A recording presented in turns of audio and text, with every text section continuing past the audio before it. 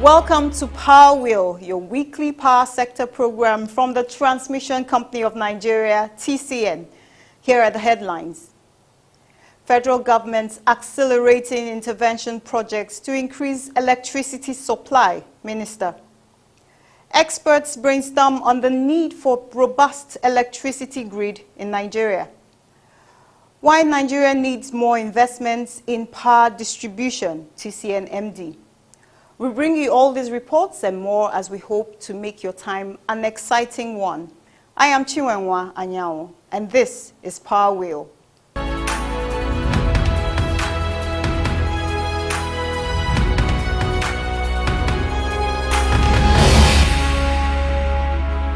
The federal government has assured of accelerating the completion of various projects in the power sector to improve access to electricity for the Nigerian populace.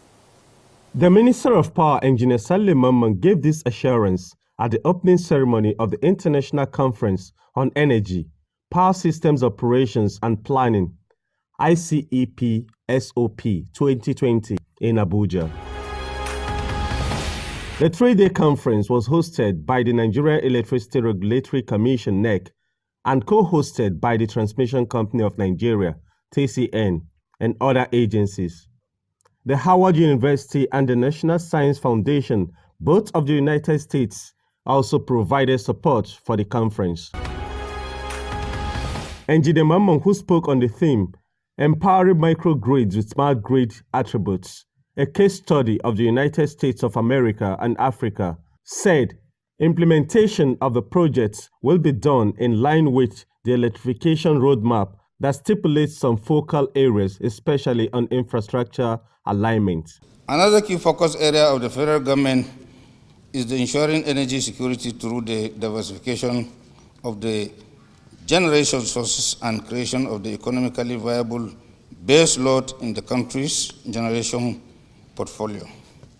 As part of this renewable effort, the President has just approved an interministerial steering committee and soon be inaugurated project delivery committee to oversee the development of the Mambila Hydro Power Project.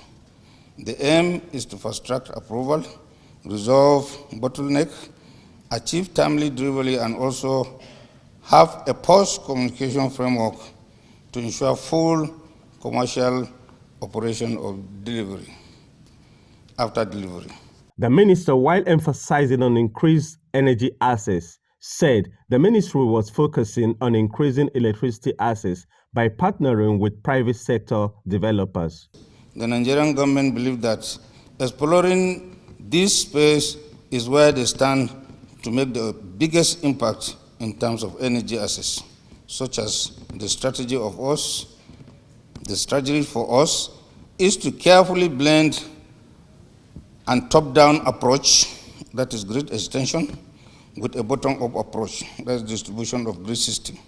Therefore, the Ministry of Power is working toward enhancing partnership with the private sector to increase a more predictable and amiable business environment.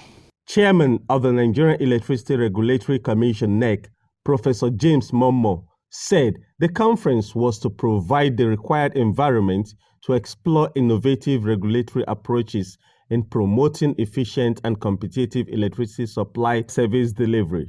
Ladies and gentlemen, I'm talking about refocusing, re-energizing, innovation. And that innovation will come only from us who are seated here, because we are being charged in this week to think out of the box, to begin to look for new interventions, new innovations, new creativity that will increase, that will improve planning, that will improve operation, that will improve regulation. So when we talk today, we're talking about innovative regulation. We're talking about innovative operation. We're talking about innovative planning processes. In view of this, my colleagues abroad, working with their colleagues in Africa, they are all here in large number, and I welcome them all. They put together a proposal. The proposal went to the United States government, which is called the National Science Foundation. It was a very competitive proposal, of which only 5% of the proposal will be funded. It is that which led to this event today. empowering microgrid with smart grid with greater attributes in development here in America as well as in Africa. Again, we chose Nigeria because it's a place where a lot of work is going on.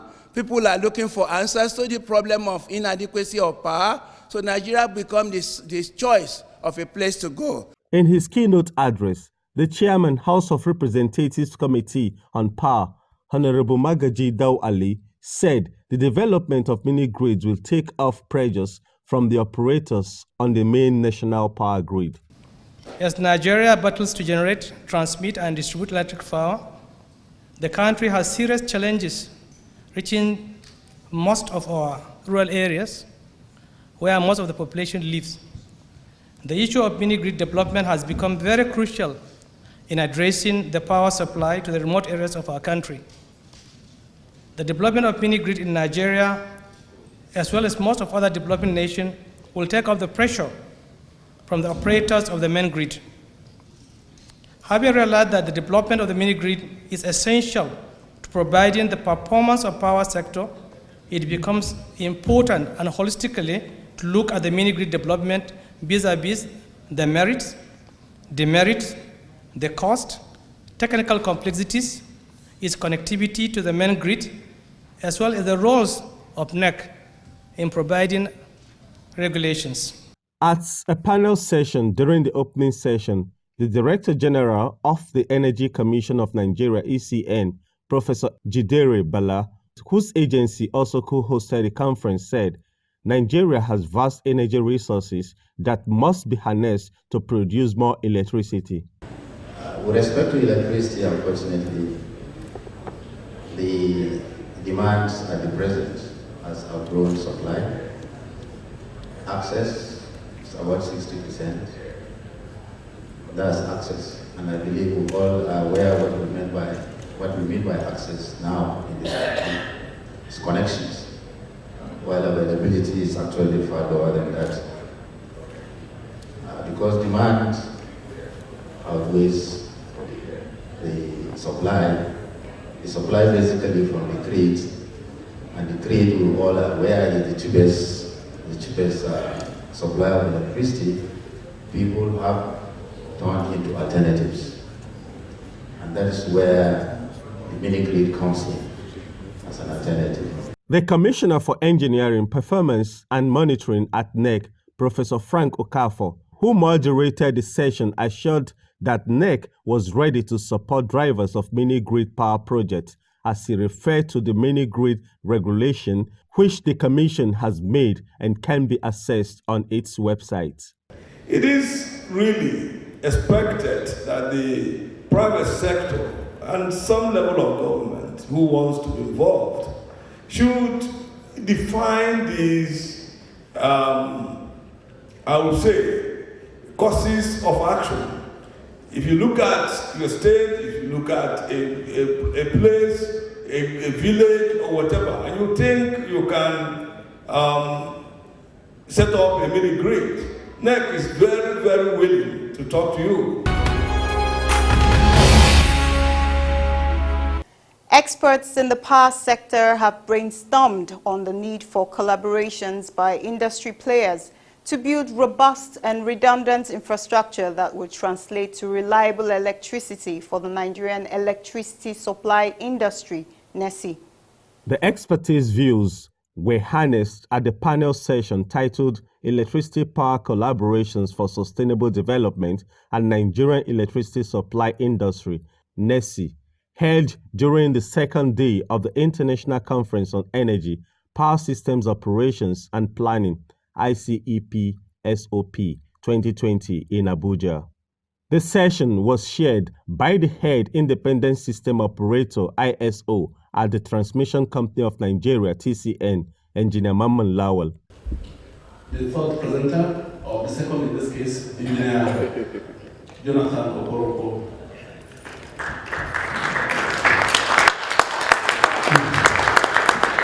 A presenter from the Institute of Electrical and Electronics Engineers, IEEE, Mr. Jonathan Okoronkwo, delivered a paper on enhancement of N-1 criterion in electrical networks, a case study of Nigerian grid network system. He said, when infrastructure are doubled and generation can match demand, there will be no system collapse on the power transmission grid. Something gave reason for us to choose this topic, and basically because of the frequent system collapses. And we are trying to think, if all the discos, for instance, test all the load, will it stop the Nigerian system from collapsing? There is a simple equation, and that simple equation is when generation matches demand, that makes the system to be stable. But once there is a deviation, either the frequency goes high or the frequency goes down, and whenever it happens, the system surely goes down. In another presentation, Engineer Mustafa Balarabe Shehu, whose firm MBS Engineering Limited conducted the visibility studies for electric power supply to Eco Atlantic City in Lagos on behalf of TCN, said the vision of the developers of the city in partnership with TCN is to provide reliable supply to the modern city. Visibility studies reported in this paper is to provide adequate economic and reliable power supply to this modern city with due regards to environmental concern. Right now, the city has started being developed. About 1 or 2 towers have been completed, about 3 or more are under construction. So there is urgent need to have power supply to that city. The components of the study are the data review, the route configuration options, electrical statistics, environmental and risk analysis, as well as the business case. Data review. Most of the data we used in the study are actually collected from the transmission company of Nigeria.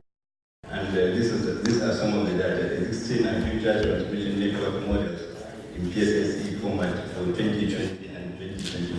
TCN is working with the developers to begin transmission of about 300 megawatts of power to the Eco Atlantic City in Lagos and then upgrade that capacity to 1,000 megawatts as the demand rises. Besides building adequate conventional power facilities, a renewable expert from the University of Nigeria in Nsukka, Mr. P.C. Obodo, corroborated the need to integrate renewable energy sources in the national grid. In a presentation on empirical modeling of solar energy potential in Nsukka in Enugu State, the researchers said doing that will complement the conventional power plant's capacity and improve reliability of electricity supply. Do not build under transmission power lines for your safety and health. Electricity power lines and substations, either for power transmission or power distribution services, are extremely dangerous when exposed to direct human contact. These power lines and substations transmit electricity that lights up our homes and offices, power our computers, TVs, and refrigerators.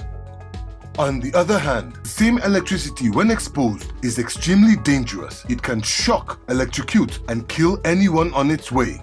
That is why everyone must adopt safety measures whenever we use or are close to electricity facilities like power lines or substation or transformers. For the safety of the people and animals, governments all over the world have approved way leave or right-of-way of 50 meters for 330 kV power lines and 30 meters for 132 kV power lines, and for 33 kV lines the way leave is 15 meters. People are not expected to be found within this way leave or right-of-way for safety reasons. The lines can suddenly cut and fall to the ground with very disastrous consequences such as fire and electrocution of anybody and destruction of anything, be it vehicle, houses or vegetation on its line. It has also been established that power lines and substation emit electromagnetic fields, EMF, which is dangerous to human health. The World Health Organization, WHO, has warned that people who spend long hours under or close high-tension lines stand the risk of being affected by EMF and be vulnerable to cancer, leukemia in children, miscarriages among pregnant women, and other terrible diseases. It is therefore advisable not to build any structure or operate any business under or near any electricity high tension lines or substations. TCN wants you to stay alive, stay safe, stay healthy, avoid power lines. This message is from the management of Transmission Company of Nigeria, TCN. The Managing Director and CEO of the Transmission Company of Nigeria, TCN, Mr. Eugene Mohammed, has called for more investments in power distribution networks and the need to have multiple traders of bulk electricity to drive competition in the Nigerian electricity market. The MD of TCN gave this position at the third day of the just concluded International Conference on Energy, Power Systems Operations and Planning, ICEP-SOP 2020 at the headquarters of the Nigerian Electricity Regulatory Commission, NEC, in Abuja. Mr. Mohammed shared a panel discussion on the integration of distributed and renewable energy sources and grid issues. To some extent, yes, sustainable investment has entered generation. But if you look at in the distribution sector, nothing has come in. So this is a challenge that we have. For me, I believe that one of the biggest problems we have in the sector, or the biggest elephant, is the model we adapted, the privatization model that we adapted. This single buyer model that we have adapted, it has never worked in anywhere in the world. It has never worked. And I believe that there's a report, there's a report that as at 2000, that indicated that all over the world, there's nowhere it worked. Now, what is the single buyer model? Everybody generates, and then one government agency will buy and sell to the distribution companies. As at 2000, when that report came out, Nigeria was not quoted as one of the countries that have that kind of problem. But all the 6 problems that were identified at that time are actually the problem that we have today. Mohammed said the distribution grid has been able to take just 4,000 megawatts and that until that capacity is boosted, power generation and transmission may be limited only to what the distribution companies, DISCOs, can make. Our decision to adopt the single buyer model has led to the fact that we have now sunk 1.5 trillion in the power sector, billion naira, 1.5 trillion naira in the power sector. And this 1.5 trillion that have been sunk in the power sector has not increased a single megawatt. And if something is not done very quickly, I am assuring you, before the end of this administration, we are going to sink 3 trillion in the power sector, and the 3 trillion will not add a single megawatt, meaning we are going to continue to be 4,000 megawatt average. That's what it's going to be. So that is the position. Now, because of this kind of position now, you see, the grid is a balance of supply and demand at any point in time. That's why you have to have frequency control. The frequency control is the art of balancing the demand and supply.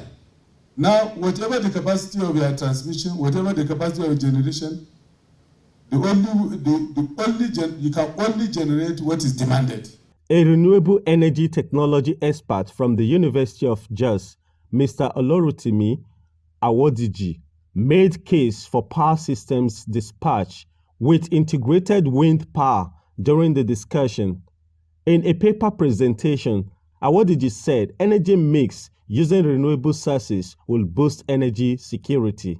My own aspect of this work is we're looking at integration of this renewable energy into the grid. We don't want a standalone whereby you only have a solar panel connected to people's houses and they claim now that we have solar system, but we are looking at integrating these into the grid. On her part, Professor Chuainji, an energy researcher from the United States, delivered a paper on data analytics for resilient energy infrastructure. She said her team has been collaborating with the chairman of NEC, Professor James Momo, on the utilization of data to boost power infrastructure in Nigeria. Professor G added that power failure is not peculiar to Nigeria, but with data analytics, solutions can be found to some of the natural problems in power operations. This problem of reliable power supply is, in fact, not just for Nigeria, but global.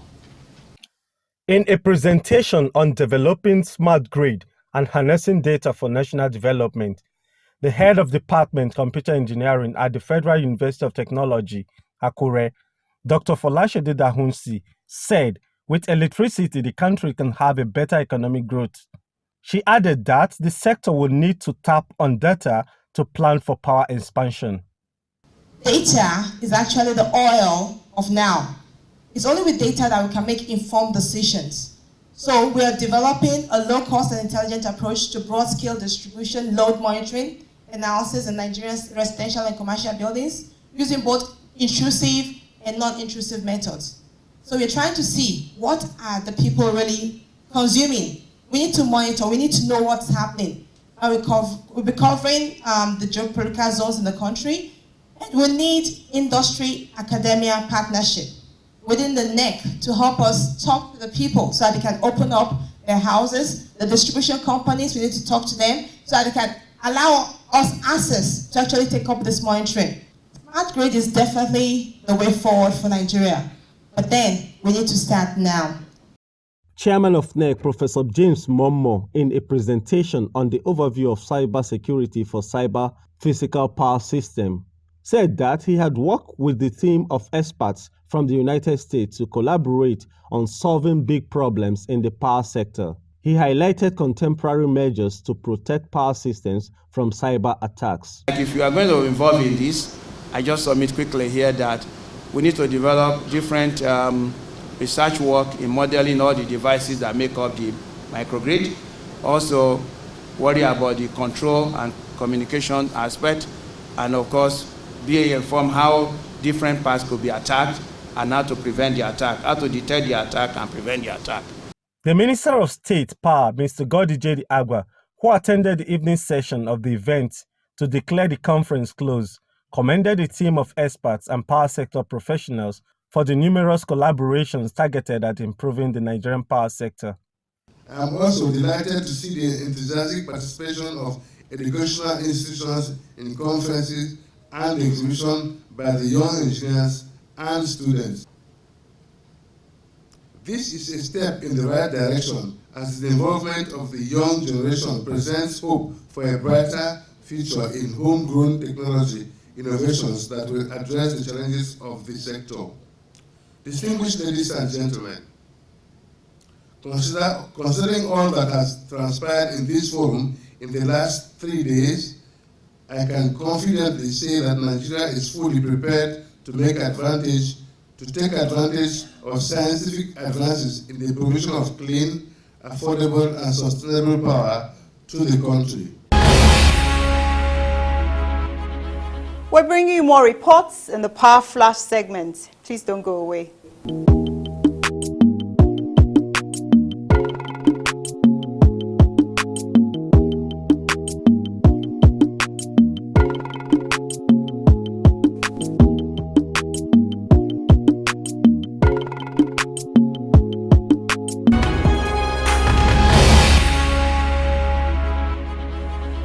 This is where we end on this edition of Power Wheel. We hope you will join us next week for another exciting edition.